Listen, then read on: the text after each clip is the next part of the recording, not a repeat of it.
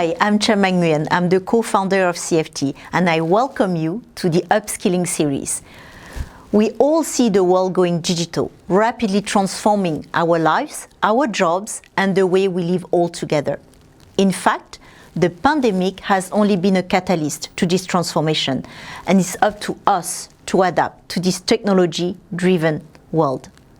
So how do you adapt to these changes? How do you find talent for the roles that don't exist yet? Well, the Upskilling series aims to find its answers to all these questions by interviewing global experts, CEOs of fintech startups, and thought leaders to shed some lights on the jobs of tomorrow in financial services and fintech. Let's start with our next guest. Today, it's a great pleasure to have Andrew Vo with me. Hi, Andrew. Hi, Tram Anh. Good to see you and great to be here. Thank you for this opportunity. Yes, it's very nice having you here with me, and I hope you're well. Let's start. And for me, the first question would be, could you share with me about your current position and your career path? Was it simple to get to your current position? Is that a trick question? The latter half of that? Sure, I'm happy to share. So my name is Andrew Fong Vo. I am currently the Chief Human Resources Officer for Growth Markets at Accenture. Accenture, for those that may not know, is the largest professional service organization in the world. So we have over 500,000 employees and roughly $44 billion in revenue. I guess I'll share a little bit about my background. I joined Accenture in 1995, based out of the Houston office. I did not have an intention to stay more than 2 to 3 years, but I will say that I'm very blessed to be celebrating 26 years this August. And I've really enjoyed the diverse set of experiences that I've gained throughout the years. I would say my first 23 years with the company was focused as a management consultant across several dimensions of our business. I was working in the energy, utilities, and financial services sector at Accenture. I was focused on the CFO agenda and working also in the commodities trading and risk management space. Then in 2017, when I was the client account director for 3 of our Fortune 500 accounts, I had a chance encounter with our global CHRO. Her name is Ellen Shook. And 2 months later, she offered me the opportunity to join her in the human resources space to help modernize HR and transform HR based out of Singapore. So I made that leap of faith with my wife and 2 children. And I can say it's the best decision I've ever made professionally. So I'm based out of Singapore right now. I've been in my role for 3 years and I'm really enjoying it. Tell me, based on your experience and as a manager, what do you think are the skills which are important for everybody to have today?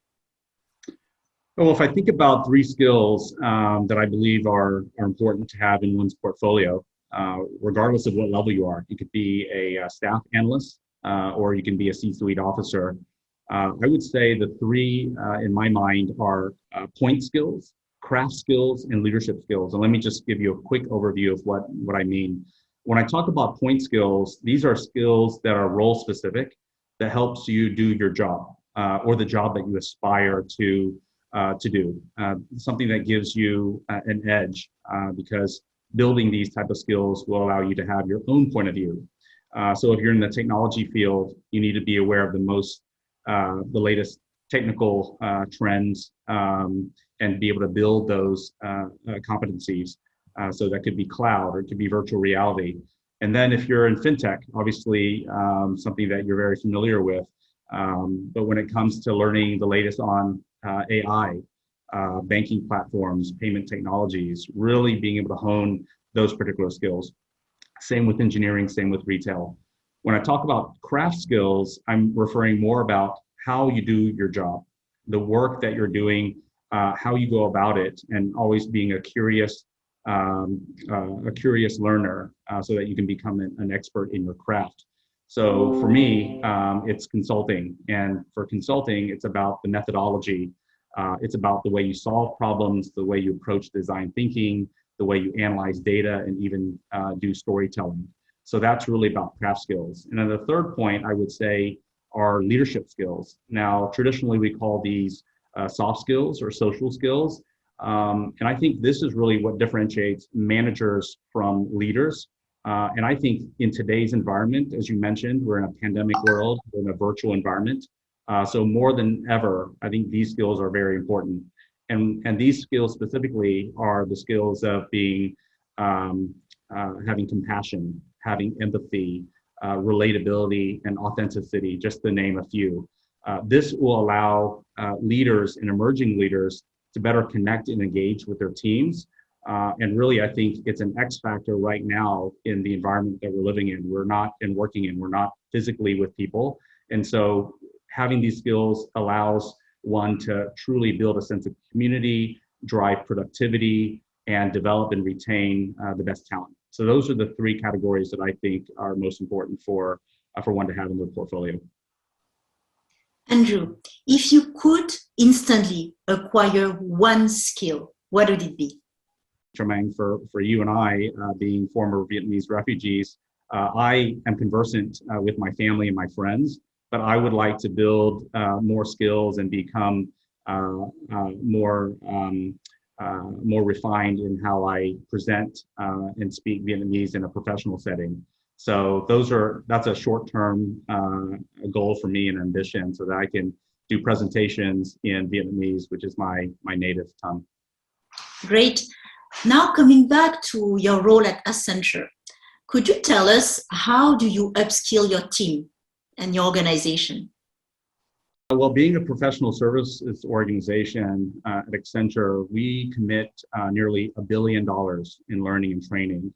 And what we try to do is we try to tie it to a purpose.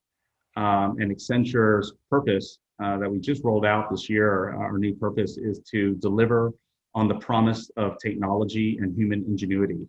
And we believe that you make work where learning happens, and it's not separate. So training should not be a chore or a burden or an additional responsibility. That's something that we really should challenge, a mindset that we challenge. I think it's important to recognize that real learning happens through experience, just as much as it happens through traditional training methods. And if I think about leading from the top, our CEO, Julie Sweet, our global CEO, she likes to set the tone and set the example by bringing in external speakers and new stimulating content to her own leadership team. And if you think about the most senior leaders, for us, it's our top 40 who are learning new things each and every day. That tone that's set from the top really helps everyone understand the importance of being curious and always elevating one's capabilities and competencies. And that cascades down throughout the organization. And that's how we really approach training and learning. Yeah, I totally agree with you. I think it has to be coming from the top and to lead by example. Very nice. But what are the challenges for organizations to upskill employees? What's your view on that? Well, I think the challenge is, and it goes back a little bit to what I shared. Some parts of the organization may not appreciate the importance of always learning a new skill or refining a new skill, or even the importance of unlearning so that they can learn new ways of doing things. And so I think helping people understand that the outcome of work is not just the work product itself. It's really about the learning that you accumulate through doing work. And so our approach to learning addresses some of the challenges and helps our people, regardless if they're frontline business or back office and everywhere in between. So we have a learning initiative called TQ. And this is something that we call technology quotient. So everyone knows IQ, everyone knows EQ, but not a lot of people know TQ. And with the shift and the move of we believe that all organizations are really, at the end of the day, technology organizations. Technology is a fundamental foundation for many organizations that we work with. And so our ability to educate our own people on the importance of having a technical quotient is very important. And even people in our human resources space in my group are learning about cloud. They're learning about AI. They're learning about blockchain. And so it's really important to emphasize that and to help people understand that at the end of the day, that's going to help them, round out their capabilities, round out their experiences, and position themselves to be much more knowledgeable in terms of what we do as an organization. Excellent initiative. I remember TQ now, so it's great. So, following on from my previous question, any advice to fellow leaders on upskilling their organization? I think at the end of the day, it's really about being very tangible and tactical when it comes to rolling out training or learning. For Accenture, we like to advocate for focusing on one topic.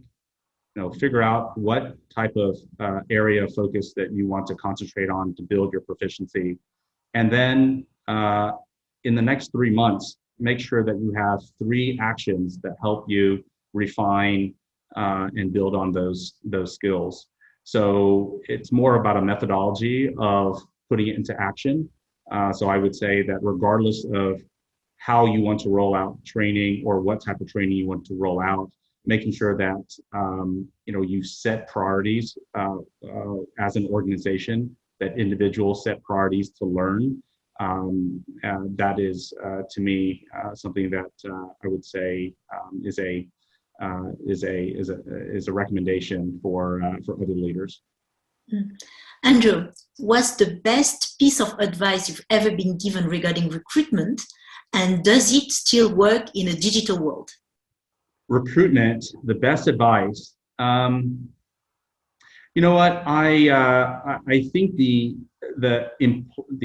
candidate experience is extremely important when it comes to recruiting, and this is putting oneself in the candidate's shoes. So whether it's the pace in which you recruit and the people that you put in front of your candidates. As a consultant, when I was in the business, actually one of my extracurricular activities or my passions was to go back to campus and recruit. And I would treat the university like a client. Make sure when you go to the university, who's who. People talk about power maps, meaning who the leadership team is, what drives them, what motivates them. If you treat a university like a client, that means you will dedicate your leaders, your people to focus on cultivating that relationship. And by cultivating that relationship, you build your brand. And by building your brand, you're able to reach a vast majority of not only the administration, the educators, but the candidates themselves, the students. And when you do that and you focus on the candidate experience, you're able to curate something that allows the candidate to understand what a day in the life is at your particular company. Now these days, we don't have the luxury to go onto campus in many areas, and so having a technical quotient or technology quotient, understanding how to use technology to your advantage. One of the things that Accenture has done is to invest in virtual reality units and make sure that we're able to provide that experience virtually to any student. And so a student can put a VRU on and then see what a day in a life is at a client, see what a first day would be like on the job, at the office, et cetera. So I think as we evolve, as the world evolves, as we encounter different challenges, having an edge on technology will allow you to lean on new approaches to engaging the next generation of talent, and that's a little bit of how we've approached it at Accenture in my own personal experience. Amazing piece of advice, Andrew. Thanks a lot. It's a very, very good knowledge sharing. Thanks. what are the profile types you are looking for at Accenture, and have the roles evolved compared to 10 years ago? The roles have definitely evolved. We are seeing the need for more data scientists, for example, the need to have people who have interactive backgrounds. But as the roles evolve, I think the one thing that has remained consistent is when we look for talent, we're looking for people with analytical skills, and we're looking for people who come from a variety of backgrounds. So having an engineering major is just as important as having an art or music major. Someone who can come in, solve problems, work in teams, collaborate, and have a client-centric mindset with the hunger to learn and to grow. Those quite simply are the profiles that we're looking for. So I don't think there's a secret formula or a secret sauce. We're looking for people who can come in, learn quickly, enjoy working with team members, and be able to solve problems in a very agile manner, because the world is changing. We're being hit with many different types of challenges, new challenges, and just having people who enjoy thinking, enjoy learning, and enjoy teaming with others is, I believe, over my nearly 26 years, is what defines a successful profile. You're so right, Andrew. My last question. Any advice, Andrew? Any tips to our audience on being future ready? Well, I think, at the end of the day, if I think about being future ready, having a point of view in terms of what the future looks like is important. So what direction is an industry heading in?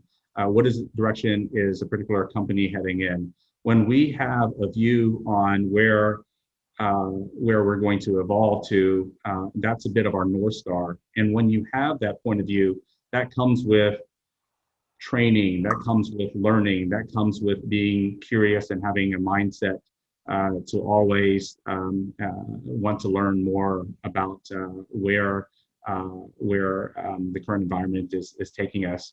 And by having that, you're able to then respond and prepare yourselves in a way that is, I would say, is purposeful. So I don't think it's rocket science. I think being future ready means being prepared, and being prepared means making sure that you're doing your due diligence, that you're surrounding yourself with people who have a view and a particular point of view on what the future holds. If you have a glass ball or an 8 ball that tells you that, of course you're one step ahead. But for everyone else, I think it's about learning together and preparing ourselves for what the future will bring. Thanks, Andrew. And how people connect with you, and feel free to share, your main project you want, our audience to be aware of. Wow. Well, I think, the best way to reach out to me is via LinkedIn. I love that platform. I think it's great to collaborate, to build a network with like-minded people. And I always enjoy expanding that network. I'm a bit of a social butterfly in that sense. In terms, and I'm happy to also share my contact information, Tram Anh, yes, my email. I think the big project that we're working on, and I think a number of companies are working on, is the future of work. And having a point of view, we've done quite a bit of research in terms of what we believe the future holds, and what that means to the workforce of the future. Part of it is also having a workforce that is digitally fluent. I think only a fraction of companies are digitally fluent, but those that are have productivity rates and growth rates that are 3 times larger than their peers. And so having that type of insight is very valuable. So I invite collaboration on this topic. I don't think there's one right answer, but I believe in the power of bringing people together and collaborating and engaging and learning from one another. So would love to be able to co-develop, co-create maybe a white paper or a point of view on the future of work. And so I invite all leaders who are interested to reach out and have that dialogue. It was a great pleasure, Andrew, to have you, part of this series. Thanks a lot. Thanks a lot for your time, and hope we can meet again, and hope I'll be in Singapore to see you also very soon. Thanks, Tram Anh. I really appreciate this opportunity. Thank you so much for allowing me to have this platform and to collaborate and also learn from others. So I wish you all the best. Thank you for watching. I hope you've learned a lot. I'm already looking forward to the next interview.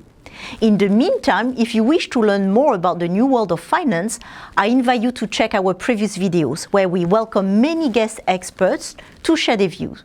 You can check out CFT's blog and articles to learn more and start your fintech journey. If you'd like to go further, you can acquire the basics in fintech, AI or open banking under 40 minutes with our free masterclasses from our experts. You can find all this information in the description below. Again, thank you for being with us today and see you for the next interview.